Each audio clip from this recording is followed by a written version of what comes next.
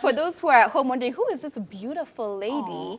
Maybe you can give us like a synopsis of yourself real quick. Thank you so much. Well, my name is Fatma Mohammed. I am a media personality and also the founder of Wellness KE. So I founded Wellness KE because I'm very passionate about wellness, and we're going to get into what wellness really is. But for several years, I was very unwell. I had fibroids, and also towards the end of the year of my illness, I was diagnosed with deep vein thrombosis, which is a very, it's a condition that almost took my life. So because of that, when I got to the other side, when I got better and I was well, I felt like it was really my responsibility to make sure that I took care of myself, and I also got to advise people on how they can be able to do that. So I'm very passionate about how we can be able to take care of ourselves, not just our physical bodies, but also spiritually and also mentally, emotionally, even financially, because if your finances are not okay, obviously it's going to affect you. It's going to bring your stress levels on a high. So really just making sure that people understand what wellness is and how they can get to incorporate that in their lives. Yes. Yeah. Sorry.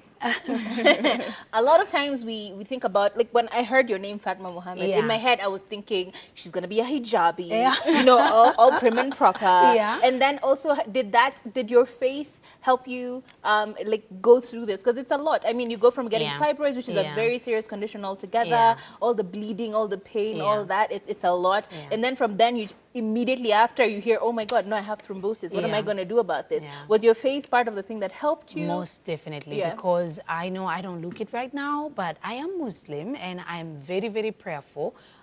Again, I've worked in the media for so many years, and it's really sad to say, when I would always go for auditions and try out for shows, I wouldn't really book jobs if I was dressed like, you know, the everyday Muslim woman as I am. I'm usually dressed like that at home every other time when I go back home in Mombasa. But I think because for so many years, like about 10, 15 years of me being in the industry, I just had to kind of don this look and just make sure that I fit in so that I can be able to book jobs and work. Because that's why I came all the way from Mombasa to Nairobi to do, was to come and work. So I knew how to just make sure that I'm there, I'm on set, and I do my job and I get, you know, the job done.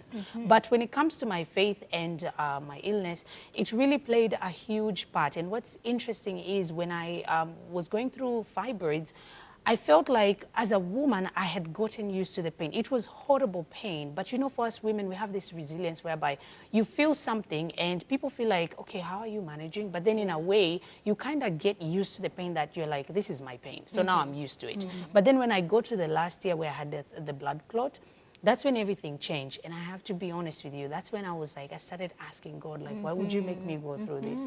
Because every time I would be in the hospital and I would spend lots of money, and all these doctors do not take insurance, and I would swipe my card and spend all my money. But when I would be in the hospital, I used to think like, there's some people out there who are living their life, so why am I not, you know, out there? And I had a lot of questions for God. And the one thing I remember was the fact that I've had so many years, I can say, where I've had so many good jobs, such a good life from such a young age, that I told myself, maybe this is just God saying you need to take a break. You need to take care of yourself, chill, find out how you're going to be better. I'll guide you throughout the process. And when you're well, you're going to see why I took you through. So once I was done with that phase, I understood why I went through all that. And it's the reason why I even founded Wellness KE. It's the reason why I've met so many amazing women, and also people who want to learn more about how they can take care of themselves or quit smoking or just be able to deal with depression. Because of that, I ended up just realizing, okay, I know why I went through that, so that I can just be able to share that information and everything I gathered. Let me take you back a little bit for the sake of that viewer who doesn't know what fibroids is and deep vein thrombosis. Kindly define that and tell us, like, what are the causes and what is the like treatment. The treatment. Okay. So for fibroids, this affects women who are in their childbearing years, and these are benign tumors, meaning they're not cancerous, but they're tumors that actually develop on a woman's reproductive system, which is your uterus. So you could have them on the outside or the inside. For me, when I was 21 years old, I remember I was diagnosed with fibroids, and it was really tiny. It was one small fibroid. I remember the doctor saying, this is just the size of a pea and you don't have to do so much. And I trusted him because he told me, just go on and live your life, and then, you know, just keep on doing what you're doing. And the reason why he told me that was because my fibroids were asymptomatic, meaning I did not have any symptoms, but I just felt something in my abdomen. Okay, so that's one of the symptoms. You will feel like there's something in there, like a pebble or a rock when you press your abdomen. And it's something that's very uncomfortable. And when you do get your menses or your periods, they could be prolonged, or you could have excessive bleeding, or you could have anemia because you're losing a lot of iron, a lot of blood. You could also have depression because it really affects you, your hormones, and also mentally. At the same time, you have a protruding abdomen. So for me, from the time I was 21 when I had that diagnosis all the way through, I ended up just having a protruding abdomen. Sometimes I wouldn't even make queues at banks because they thought I was pregnant. So again, I joke and I say that's the only positive thing that happened. but it's not so positive because, you know, there's some people who would be like, oh, so when is the baby due? Yeah. And then you're like, oh, no, you have to explain to them. Then they feel bad that I had to ask you that. So that was really stressful. And when it comes to DVT or deep vein thrombosis, what happened was, I remember I was on set. I was doing a TV show, and at that time when I was talking, I was out of breath. And then I thought, maybe it's because I had many links. But then I couldn't really breathe. And then I remember someone gave me a glass of water. I drank the water, and then after the show, I went home. And then when I got home, I started feeling a swelling in my leg, but it was not, it was unusual because I thought, okay, I haven't hurt myself, I didn't fall down, nothing has happened. So then my leg starts getting bigger and bigger and bigger. It's just that one right leg.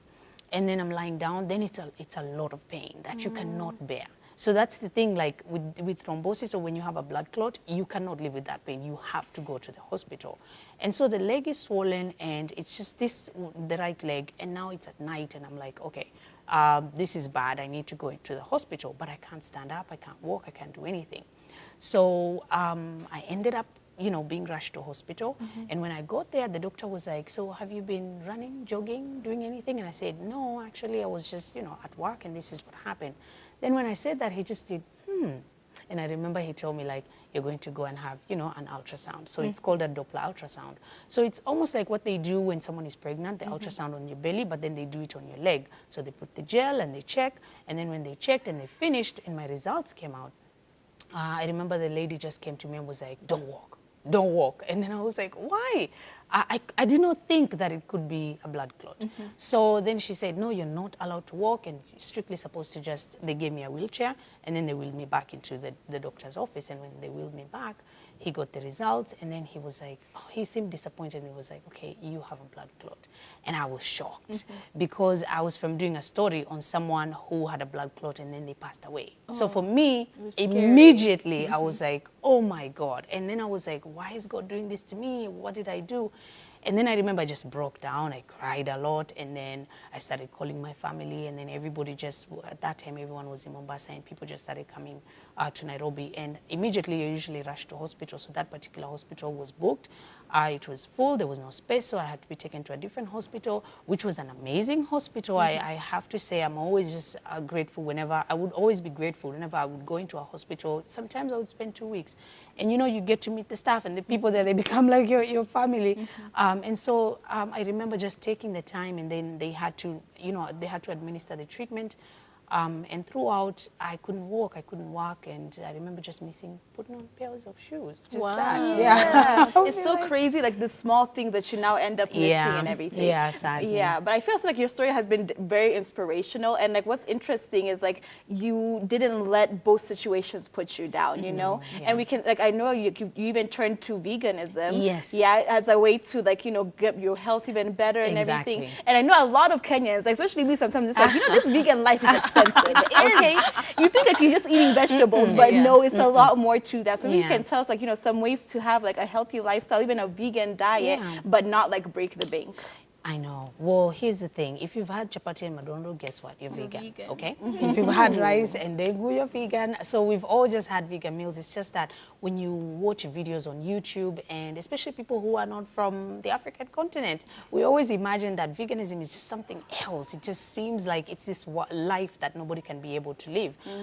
So veganism is actually one of the best lifestyles that you can adopt. I know it's very hard for us as Kenyans because how will Friday and Saturday be with nyama choma and all that. So here's the thing. If you really want to try a vegan lifestyle, first and foremost, I would say find out if this is something that is suitable for you, okay?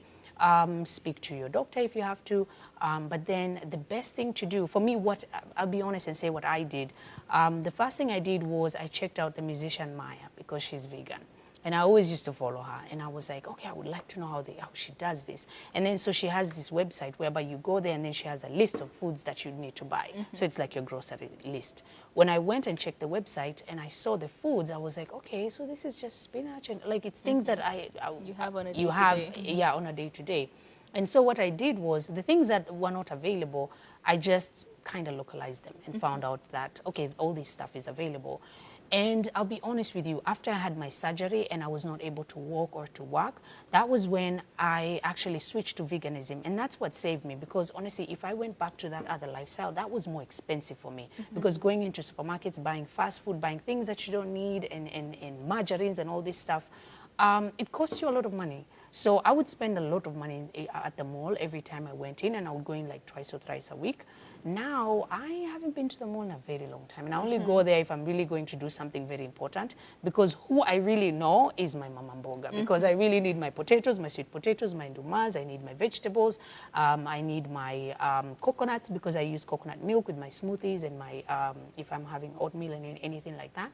So all this stuff, when you come and check your budget, really you realize that you're actually saving a ton of money. Yeah. And also, being vegan really means that you're actually going to be more conscious of what you eat, because you're going to eat more fresh foods. That's the first thing. So meaning your food is not processed. The moment I take wheat and turn it into, let's say, bread, that means I have processed it into something else. But if I consume it in its natural state, then that's better for me, right? So that means that when I'm having, let's say, for example, what I would eat in the morning, I always have oats with me. So first thing in the morning, I have my glass of water, I put lemon in it, and I drink my glass of water. I pray, and then when I finish, I do my yoga. When I'm done, if I'm having a midday snack, usually I do a fruit salad, or I add some vegetables in there. So whatever fruit that you have, you could have a mango, banana, and something else that's a vegetable on the side. And you mix it in a bowl and have that. Then when it comes to lunch, I love making like roast potatoes, or I oven bake my potatoes. And then I make some spinach on the side. I like to make my spinach with coconut milk or with peanut sauce, and it's really good.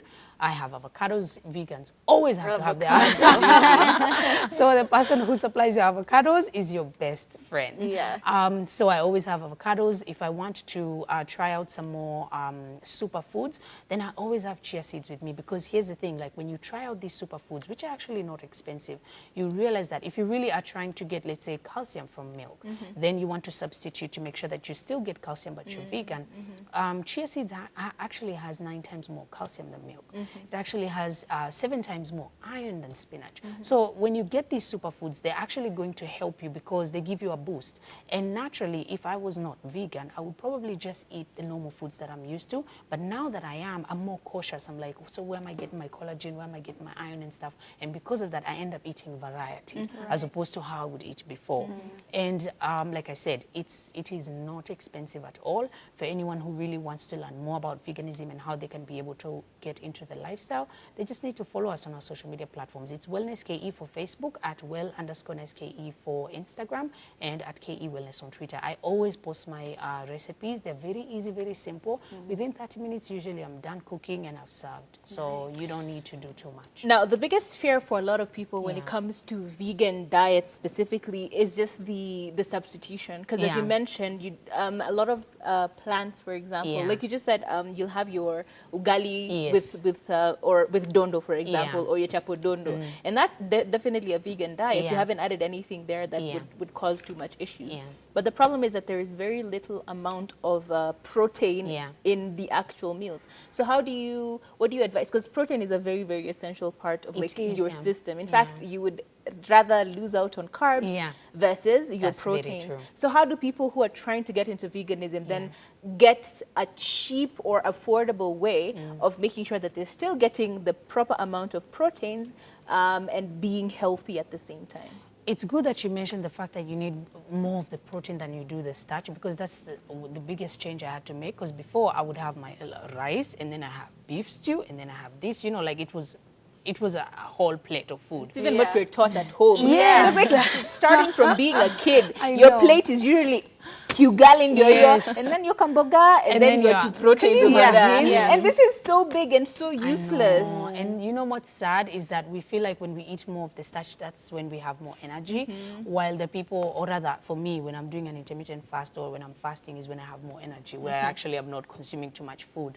So it's really interesting when you think about food and when you think about protein, because I'll speak for myself. The reason why animal protein was not something I'm going to go for is because of the thrombosis. So when you have a blood clot, you really have to make sure that you stay away from animal products. Anything especially that will cause more clogging within your heart and system. Yes, and so the thing is that with meat, and I don't want people to feel like it's horrible. No, it's not. If you're eating fresh organic meat, then it's okay. But the thing is that you're also raising your cholesterol levels. So here's the thing. If you are hypertensive or you have high blood pressure, then of course your cholesterol levels are something that you're very interested in, and you really want to be watchful of that. So I can say that a vegan diet is the only diet that has been proven to reverse some lifestyle diseases. None has been proven. So that means that when you do eat the foods, actually, an interesting thing happened the other day. I was talking to my boyfriend, and then we were like looking at foods because he had a list of foods that raise cholesterol levels. Then he was just naming stuff, and he was like, okay, so pork, this is what it does, and then this is what it does. And then I was like, wait, so when what I eat, like what does it do? Can you check for me? Because I really wanted the numbers. Then I saw actually there was nothing that was raising my cholesterol levels. Again, if someone is really interested in making sure that they are healthy, extremely healthy, then you need to think about that. You don't have to do a full, like forget about meat or animal products. What you really have to do, you can have a vegan day, okay? You can just have like a Friday can be your day, or maybe a Monday or a Tuesday. Just have one day and then check your levels, especially if you really want to make sure that you are in check with your hormones, especially for us women, because taking things like dairy at the moment might not be so good for us if how they raise the cattle and what they are injecting them with, if it's going to mess up our hormones, which always does. And also when you're eating chicken as well, if it is something that is if it's chicken that is free range, then that's different. But then if it's if they're going, or rather if it's kienyeji, then it's good. But if they're going to inject it with hormones, then again it comes and affects us. And when I talk about my my issue with fibroids and how and my journey, so many girls have come up to me who are very young, by the way. I have to say they are very young, who right now have were not aware that they were even unwell, because girls are saying how they've missed their periods for so many months. That's not normal. And then you go to the hospital, you tell your doctor, and your doctor immediately just tells you like, okay, I'm going to put you on this pill. It's a hormonal pill. And you can imagine that's a girl who's like 21 years old. By the time she's 24, 25, her hormones are out of whack. And our that's diet can definitely change things around. Exactly. I think that's the moral of the story. Wellness Wednesday, change your diet. Put down the nyama choma.